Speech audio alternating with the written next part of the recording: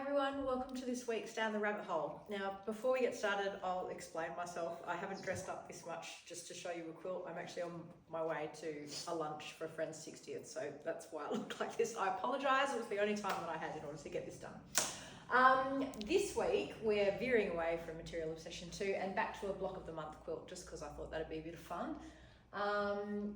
This is the second Block of the Month in the series that I have done. This one's called Down the Rabbit Hole. And this quilt, you'll see in a couple of places, it's a bit faded. It's one of the ones that was a casualty of the flood. It was the second one that I did, and after I did Happy Days, which we talked about a couple of weeks ago, I sort of realised that people quite like this whole Block of the Month idea, and I was going to have to keep doing it. It wasn't going to be a one-off. And so I came up with this one, and I wasn't quite sure what anyone would think about it. Like, it's really hard being a designer, I think, of any description, because so much rests on what you come up with inside your head. You know, it's such a, I drew a little drawing and then I put it out into the world and I just hope people like it. And it's such a personal and difficult thing to do. So I drew this thing, and it had little houses and it had little rabbits, and I was like, oh, I don't know how this is going to go. This has probably been the most popular quilt I've ever designed. My husband likes to call it the quilt that wouldn't die, because the book just sells and sells, and we still have people asking us to rerun the Block of the Month, which we did again a couple of years ago. There are shops worldwide that run this program. And if you are a shop and you'd like to run any of my Block of the Month programs, you can email me about that. They're all available. This one, like Happy Days, is now available as a book, and the book comes with the videos, and it has the full instruction, all the templates, all of that sort of thing. And then there is an optional template set that comes with it that has the acrylics for doing some of the, for like rotary cutting some of the pieces for the piecing. And it also has all of the circles for my perfect circle technique. So the idea behind this quilt, even though it's called Down the Rabbit Hole, was not actually Alice in Wonderland. When I called it Down the Rabbit Hole, I didn't actually think of Alice in Wonderland. I was thinking of something else, and everybody has just kind of assumed that it was done for that, and so I've just let that continue, because you'll see why in a minute. It was actually designed for a book called Watership Down, which was one of my favourite books growing up. I've always been a huge reader, and I loved Watership Down, and I must have read it 10 or 15 times.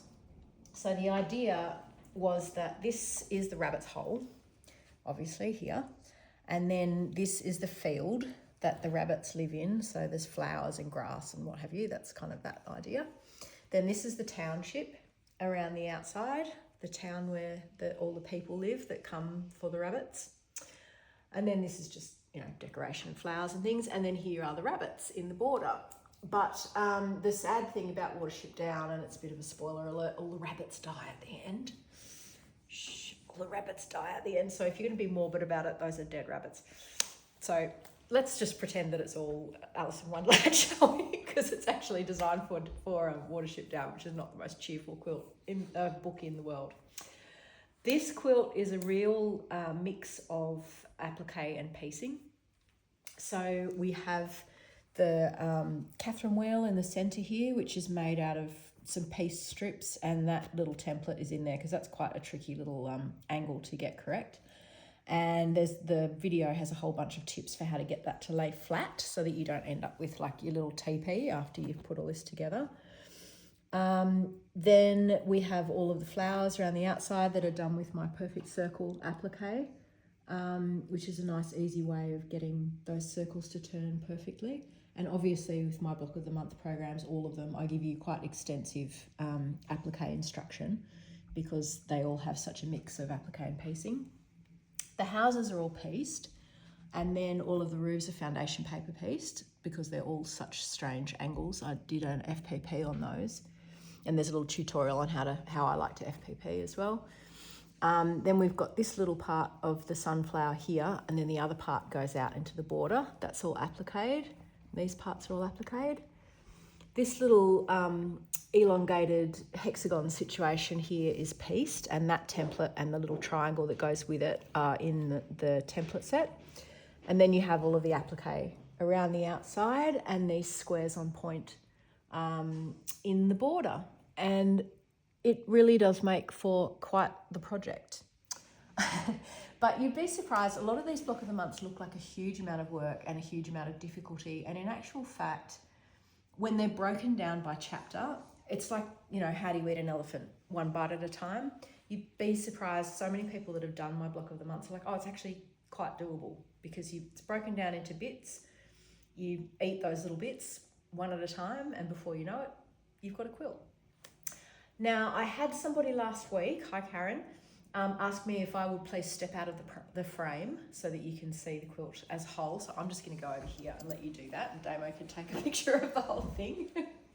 There is, if you want a picture of the quilt, a flat picture of the quilt, there is obviously one of them on the website. So you can go to the website and see what it looks like out flat and some close-ups and, you know, all of those sorts of things. So as per usual, it's www.sarahfilkey.com. This quilt is called Down the Rabbit Hole. You can find the book and the template set at my website. So that you know, with my block of the month books, they are all printed on demand. So if you're in the US or Canada or Europe, when you order the book, it will ship direct from the on-demand publisher and not from me in Australia. So if you ordered the book by itself, it will ship to you that way. It means you save on shipping. It gets to you a little bit faster. If you order it with templates and other things and bias tape and all that stuff, it will come direct from me, all put together. Just so that you know that, because when you buy the book, in the front there's an email address. You email your receipt to that address, and then you'll have access to the videos. Now, if you buy it from me, we just do that for you automatically.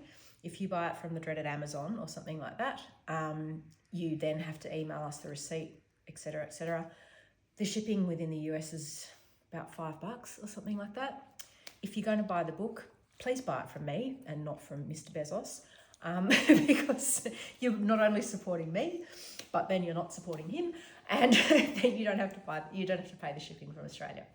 So just so that you know all of that sort of stuff, this is Down the Rabbit Hole. Thanks for joining me for Down the Rabbit Hole this week, and I'm off to my 60th birthday lunch, and I'll see you next time.